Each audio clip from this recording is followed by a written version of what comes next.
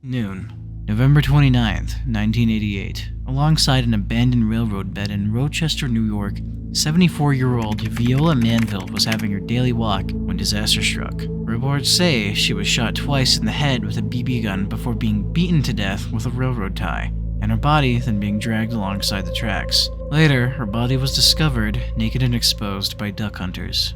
25-year-old Frank Sterling was then profusely interviewed and questioned. Frank having an airtight alibi and the case running cold, how was Frank convicted just 3 years later for the murder of Viola Manville?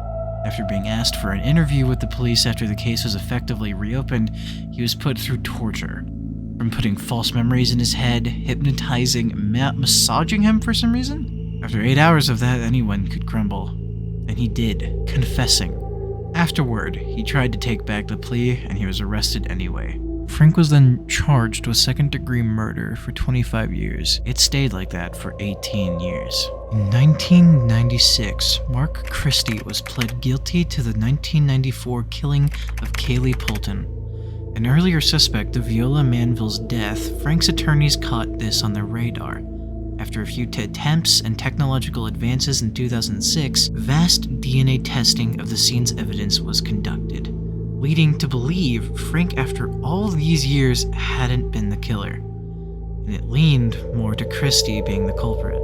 In 2010, Mark Christie finally caved and gave an accurate and detailed confession, leading to Frank's official release, freeing him after 18 long, false years of imprisonment, with monetary compensation including a lawsuit of $8.6 million and a $2.1 million compensation from the New York Court of Claims. You'd think he'd live a life of luxury. Well, we'll just have to ask Frank what it's been like after the fact.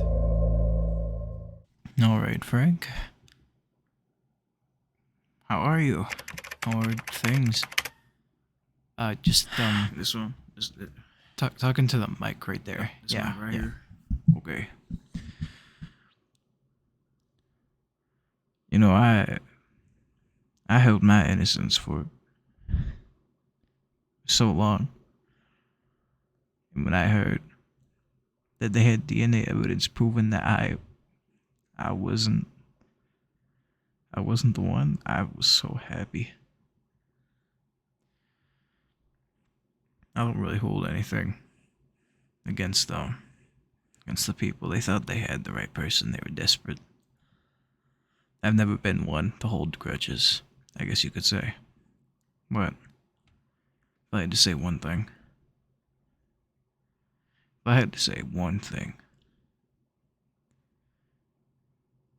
be thorough.